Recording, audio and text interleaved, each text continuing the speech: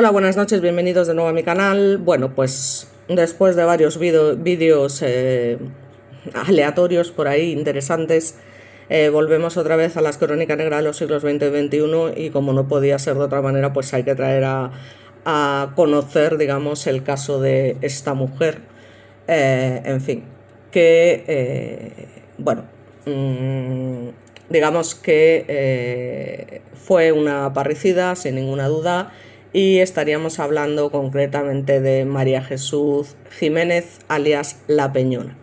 Y ahora veremos por qué. Aquí sí que vamos a empezar por el final, porque en este caso sí que tenemos un final concreto, ¿vale? Y bueno, a partir de ahí pues intentar analizar un poco qué es lo que pasó, quién es esta tipa y bueno, cosas así, ¿no? Bueno, concretamente a las 9:50 horas del 26 de noviembre del año 91, esta individua, María Jesús Jiménez, pues se presentó en el cuartel de la Guardia Civil de Castrillón, en Asturias, y la mujer comenzó a relatar, para desconcierto de los agentes, que sus 4 hijos, qué casualidad, pues acababan de caerse al mar. Digamos que se habían precipitado accidentalmente, según ella aseguraba, por el acantilado de La Peñona. Y bueno, concretamente se trataba de Jesús, de 8 años, Joaquín, de 7, Azucena, de 5 e incluso María Elena, que tan solo tenía 11 meses y aún iba en brazos, como os podéis imaginar, porque no tenía ni un año la pobre niña. Digamos que así es como arranca un caso que quedaría registrado como el mayor ficticidio conocido de la historia criminal española y del que ya, bueno, pues lógicamente se han cumplido más de 30 años. María Jesús Jiménez sería condenada por parricidio tan solo a 18 años de prisión tras aplicársele la atenuante de trastorno mental transitorio incompleta.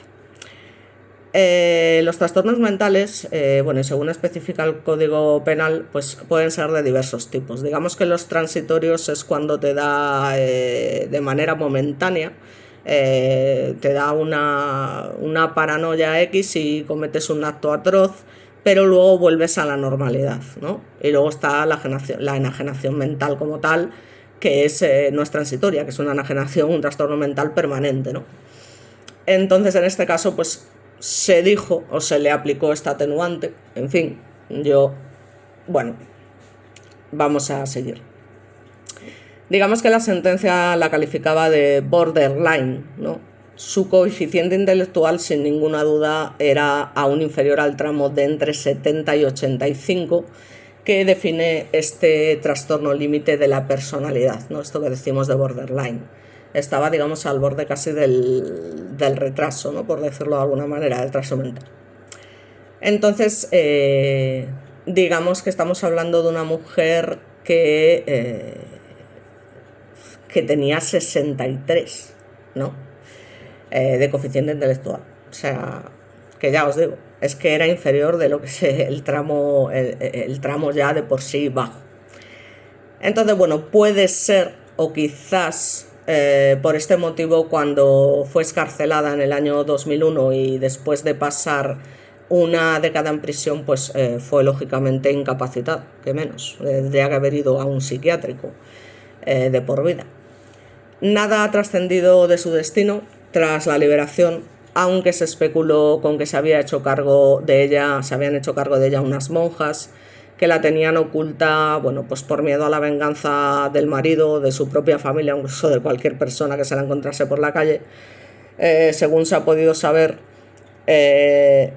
parece ser que esto, bueno, por investigaciones y tal, que en la actualidad reside en una vivienda tutelada por una asociación de ayuda a deficientes psíquicos, ¿vale? Cuando sucedieron los hechos, María Jesús tenía 29 años, vivía en un poblado chabolista de Castrillón y estaba sola al cargo de los 4 hijos. Básicamente, como os podéis imaginar, pues subsistían de lo que recogía en la basura y de pedir limosna. Como podéis ver por sus rasgos, pues era gitana, que bueno, pues se había mal casado con un payo de Jaén, que era un hombre además muy violento, lamentablemente al que apodaban el Rata, y que le dio 4 hijos y muchas más palizas. En fin, estas cosas son así. José Antonio Leiva, que así se llamaba el marido, por llamarlo de alguna manera, había sido encarcelado tras ser condenado a 4 años y 3 meses por un robo, y por aquellas fechas de hecho se encontraba fugado, ya que no había regresado a prisión tras un permiso, ¿no? Bueno, lamentablemente en este caso tenemos muy poquitas imágenes, ya os digo, tenemos 3 o 4, o sea, no hay más, al menos que se puedan encontrar con facilidad, pero aquí tenemos al individuo José Antonio Leiva, que era el marido de esta señora, y que, bueno, pues que era pues, en fin, un capullo, ¿no? Con pintas. Entonces, bueno, pues como os comento, el tío se escapa tras un permiso, y digamos que en la sentencia se relata con bastante detalle las circunstancias vitales de la condenada. Y desde luego pues no lo describen precisamente, como es obvio, como un padre modelo. Hallándose casada con José Antonio Leiva, carecía de cualquier tipo de apoyo por parte de este, tanto en el plano moral como económico, para la crianza y educación de los 4 hijos del matrimonio, de los que su referido esposo se despreocupaba totalmente. Había sufrido malos tratos por parte, ya os digo, de su propio marido, y esta situación fue mantenida durante mucho tiempo, fue mantenida en el tiempo, ¿no?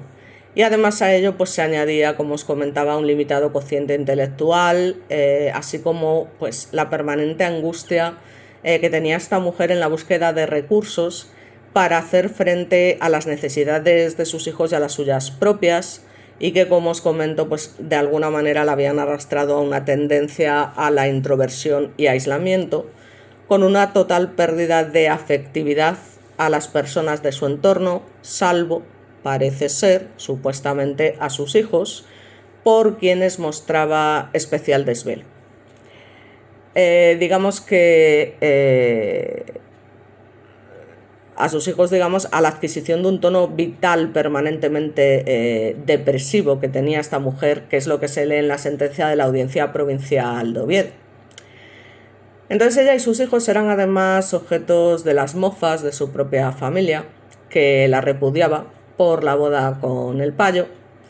Según el fallo, un nuevo altercado con su clan la misma tarde de los hechos fue literalmente el desencadenante de los crímenes.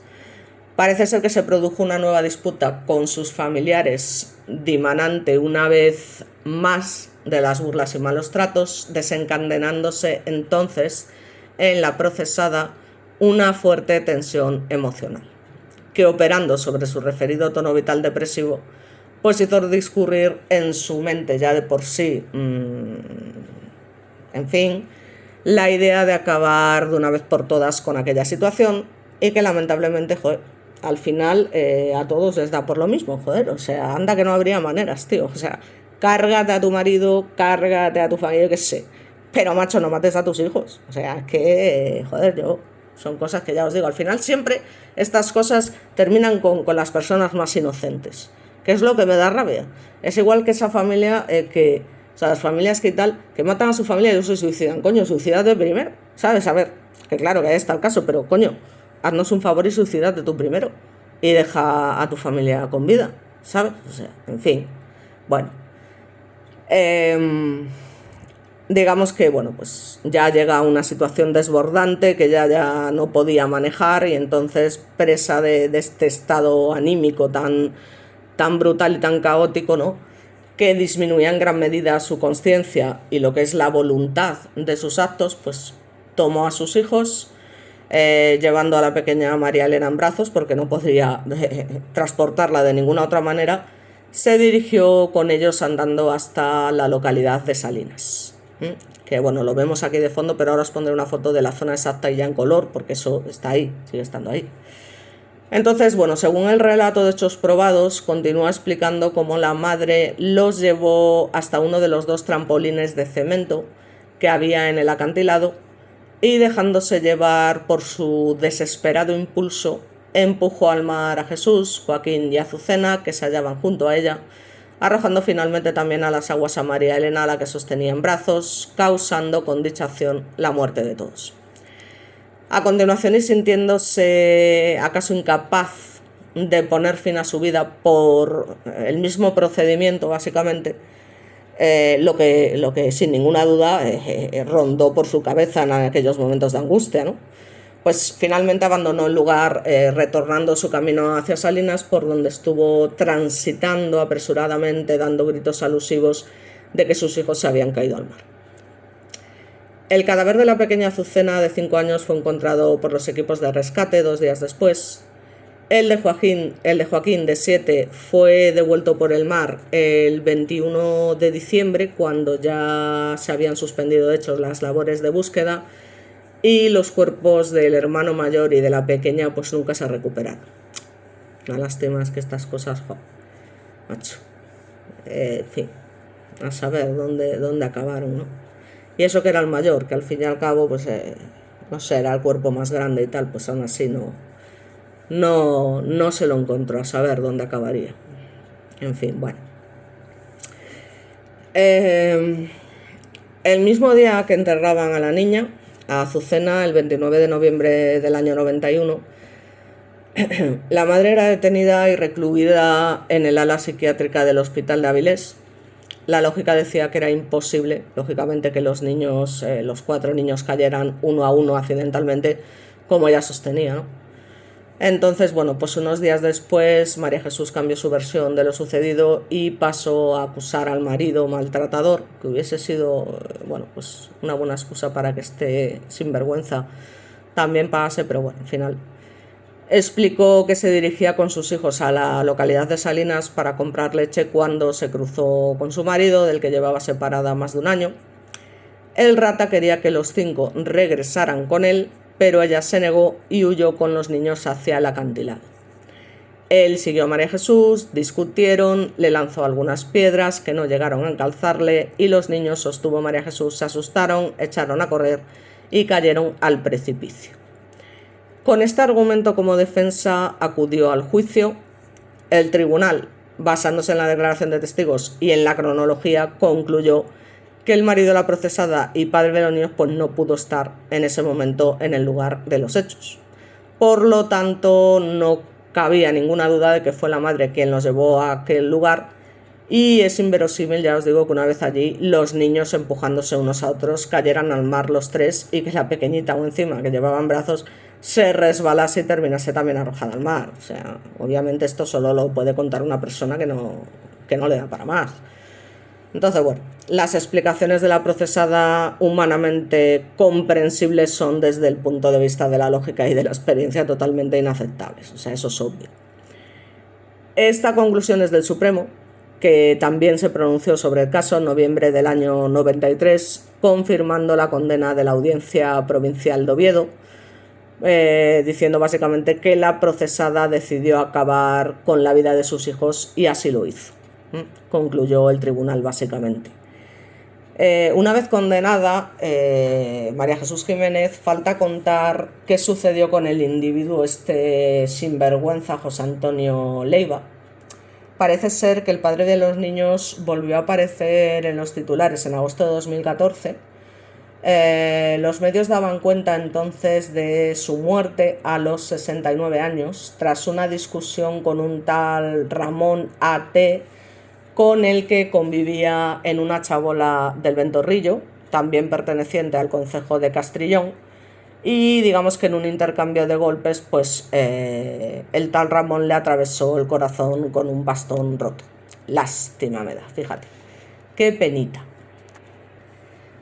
Bueno, pues aquí tenéis concretamente la zona, La Peñona, de hecho, de ahí a que ella se le pusiera ese apodo de alguna manera, desde donde, bueno, pues lanza a sus hijos al mar, y que ya os digo, es una cosa pues que queda grabada en la memoria colectiva asturiana, sin ninguna duda, y que, bueno, concretamente el magistrado que instruyó el caso, Julio García Lagares, digamos que confesaba en unas memorias publicadas en La Nueva España,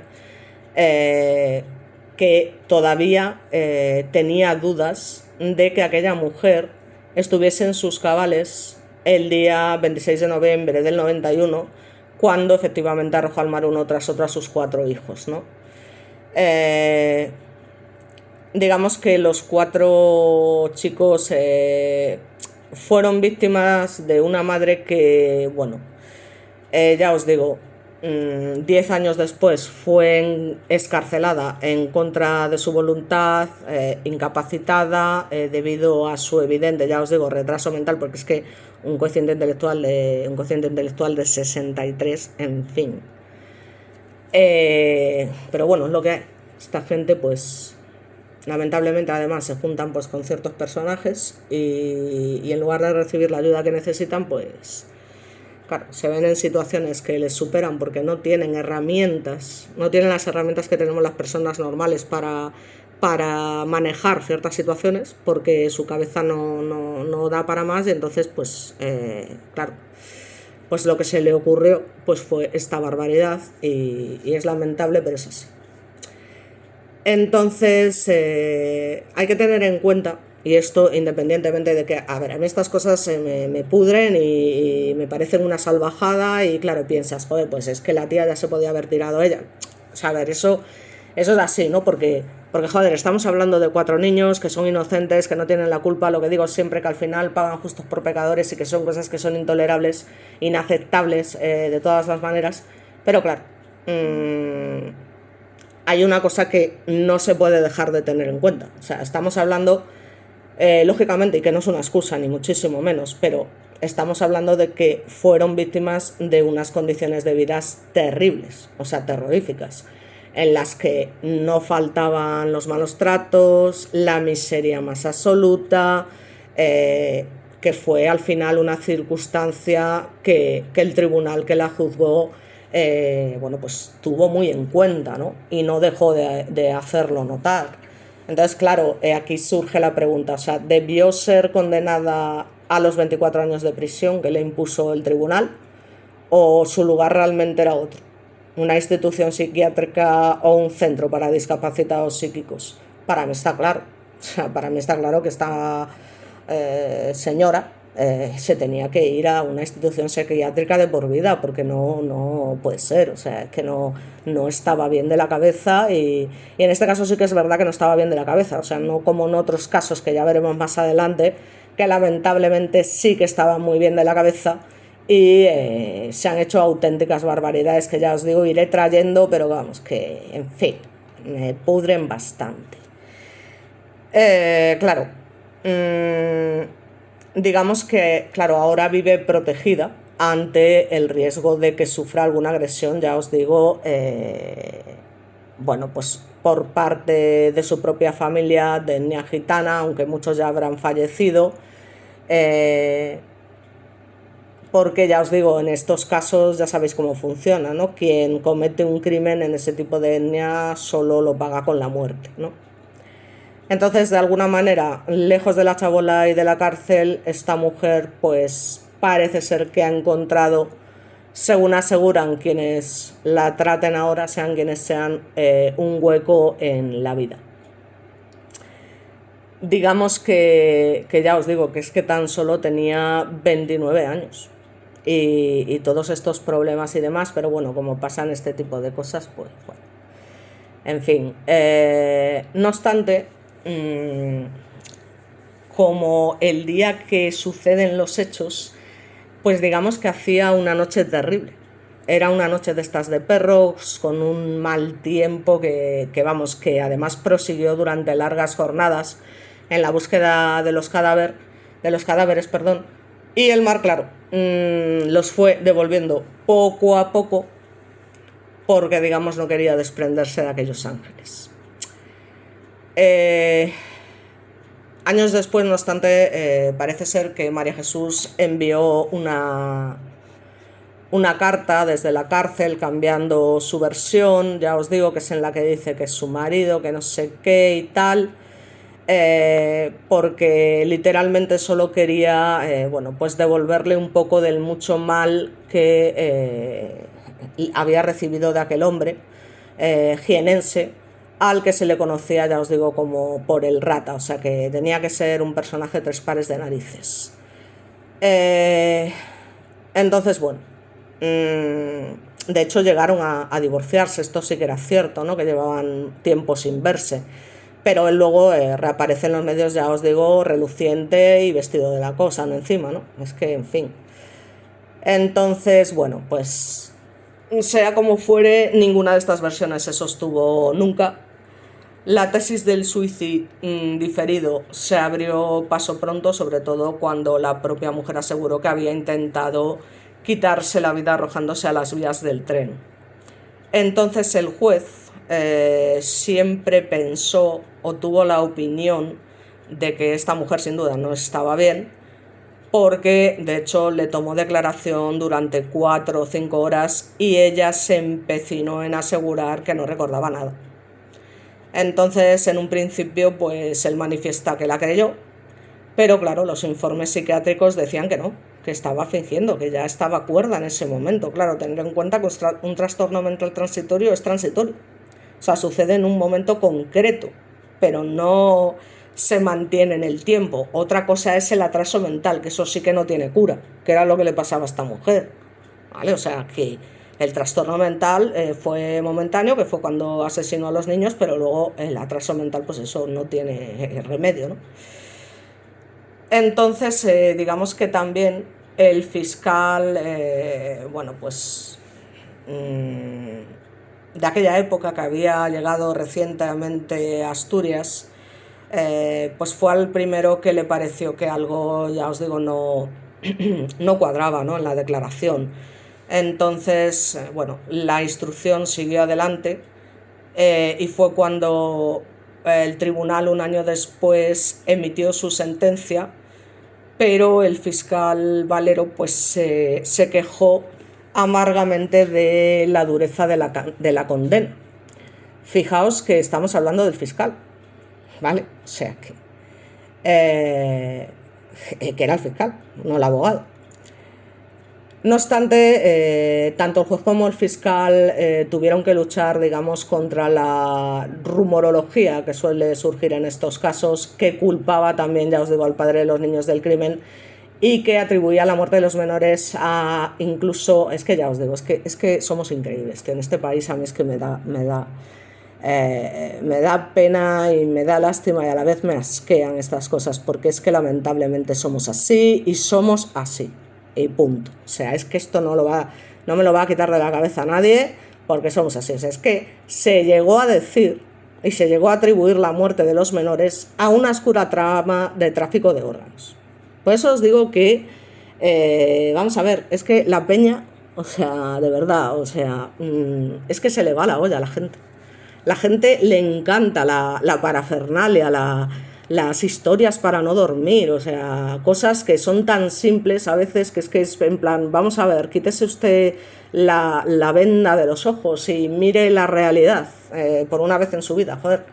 Porque es que surjan este tipo de teorías, yo lo siento mucho por el tono y demás, pero que surjan este tipo de rumores y demás, como ha pasado en innumerables casos. Ya no quiero hablar de lo caso Alcácer porque ya vamos a lo de siempre, joder, y no quiero, pero es que es exactamente siempre lo mismo. O sea, aquí teorías de la conspiración siempre existen en todos los casos. Por eso os digo que el caso Alcácer no es el único, aunque la gente se piense que sí. Lamentablemente no es el único. Siempre tiene que haber alguna teoría, igual que pasa con los famosos y las celebridades. O sea, siempre, ya te digo, mueren evidentemente por causas obvias propias de la vida que llevan, y siempre, para todos, o sea, no hay uno que se libre, siempre hay teorías de que no, porque en realidad fue asesinado por esto, porque hubo una trama, o sea, tanto con Kurt Cobain, el Chris Cornell, el Chester Bennington, Michael Jackson, que bueno, que sí, que puede ser que en algún momento Marilyn Monroe y demás los médicos se hayan excedido con la medicación, pero no con intención de asesinar, simplemente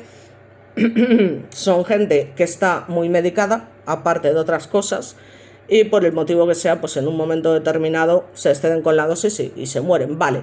Pero son casos muy concretos y muy pocos, joder. La gran mayoría son casos normales y como le pasaría a cualquiera que vive al límite. Es que viven al límite. Lo raro es que haya algunos que hayan sobrevivido. Eso es lo raro en realidad, ¿no? Entonces, al final es lo que os digo, es que como siempre aquí se trata de construir castillos en el aire con tal de no ver la puta realidad, que es que aquella mujer, desesperada por su situación, había decidido tomar el camino más fácil y a la vez el camino más terrible. Punto y pelota. Ya está. Así que se sentó en el banquillo de la Audiencia Provincial el 26 de octubre de 1992 para ser juzgada por 4 delitos de parricidio. Eso sí, como os he comentado, con la atenuante correspondiente. Claro, la mujer estaba más delgada, su rostro se había tornado más humano, digamos, lejos de esa máscara de locura que exhibía cuando fue detenida. Claro, porque tenía un trastorno mental transitorio. Entonces, seguía, eso sí, con una tendencia a mirar al suelo, que es un signo inequívoco de su autismo e incluso de gente que es maltratada, o quizá de la vergüenza que sentía ante las miradas horrorizadas e indignadas de periodistas, curiosos, de la gente en general. Y también llamó la atención, bueno, pues ya ves tú, que no guardase luto por sus 4 vástagos y que si viese una camisa blanca de flores. A ver, lo del luto es otra cosa que yo entiendo que en el pasado, pues... pero en fin, es que al final eso, ¿qué tipo de costumbre es al final? Lo del luto se lleva por dentro. O sea, eso de, no, pues voy de negro, es que vamos a ver, el dolor se lleva por dentro. El que yo vaya de negro no hace más que, no sé, un recuerdo horrible y demás. Digamos que podemos llegar a la conclusión de que el hecho de que no llevara o que si hubiese una camisa blanca de flores es un símbolo evidente de la liberación que experimentó aquella mujer, ¿no?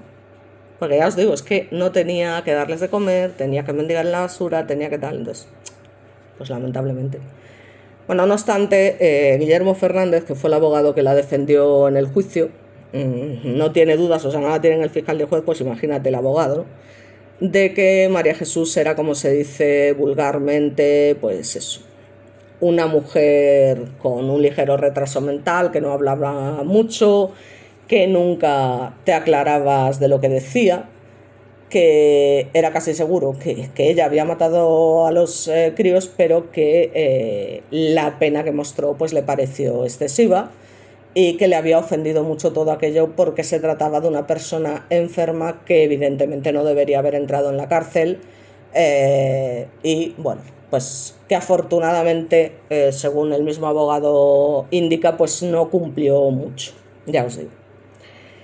Entonces, bueno, parece ser que tras 10 años exactamente el juez Lagares asegura que durante aquel tiempo mantuvo algún contacto con ella y parece ser que la mujer todas las navidades o por su santo incluso le mandaba una tarjeta dibujada por ella, con unas flores y con cariño.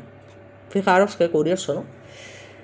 Pasaron los años y bueno, perdió el contacto con ella. Esto de todas formas no era habitual, pero bueno, de alguna manera ella a lo mejor se siente agradecida porque ya os digo, volvemos un poco al caso de Henry Lee Lucas, o sea, para ella tuvo que ser un desahogo el hecho de, en lugar de vivir en la indigencia, maltratada, con 4 hijos a los que veía que no podía dar de comer y demás, llegar y vivir en una cárcel, ¿vale? O sea, así de claro. Entonces, parece ser que cuando el juez fue presidente del Tribunal Superior de Justicia, iba regularmente a la cárcel a ver cómo estaba aquello y hablar un poco con los presos, y allí estaba ella. Y claro, obviamente no quería salir de la cárcel y los funcionarios llegaron a contarle que desde siempre había estado ida literalmente. Esto, ya os digo, lo cuenta todo el magistrado, que está retirado evidentemente a día de hoy. Entonces, efectivamente se opuso a que la excarcelaran, como os comento, por ese miedo, ¿no?, que tenía a que la mataran y no la dejaran, digamos, intentar rehacer su vida de alguna manera.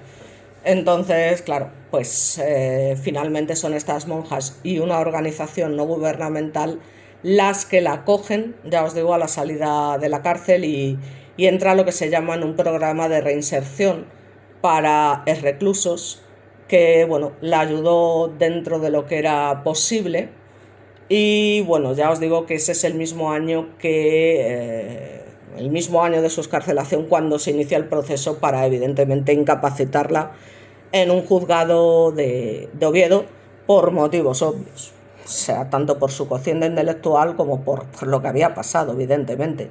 Entonces, bueno, eh, entró en una clasificación, digamos, ciertamente poco afortunada de los débiles mentales, como os comento, y no obstante eso no le ha impedido que destacase, por ejemplo, en cosas como manualidades, que parece ser que siempre le han encantado.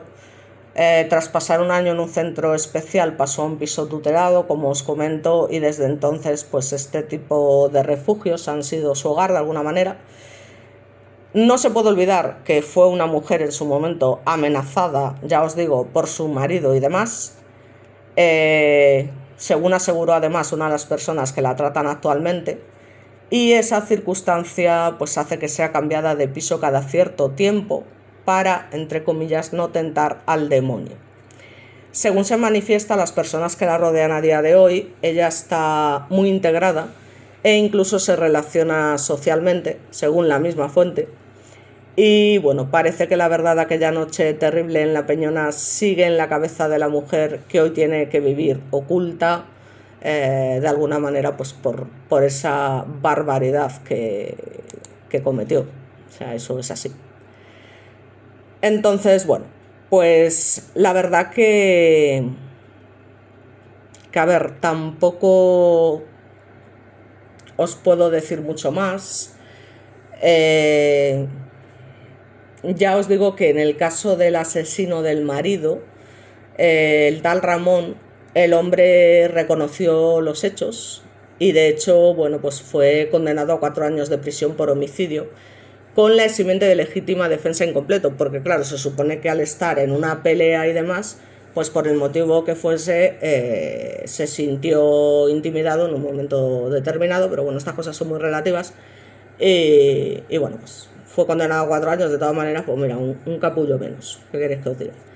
Así que este fue sin ninguna duda el último episodio de una familia marcada sin ninguna duda por una tragedia que todavía a día de hoy permanece en la memoria de lo que es la crónica negra española, de lo que es la sociedad española en general y por supuesto en la memoria de los asturianos. Así que nada, este caso no tiene mucho más que contar, esto es todo lo que os puedo decir, un vídeo cortito y nada más. Seguiremos entonces con la crónica cuando corresponda. Muchas gracias, espero que os guste y nos vemos en el próximo vídeo.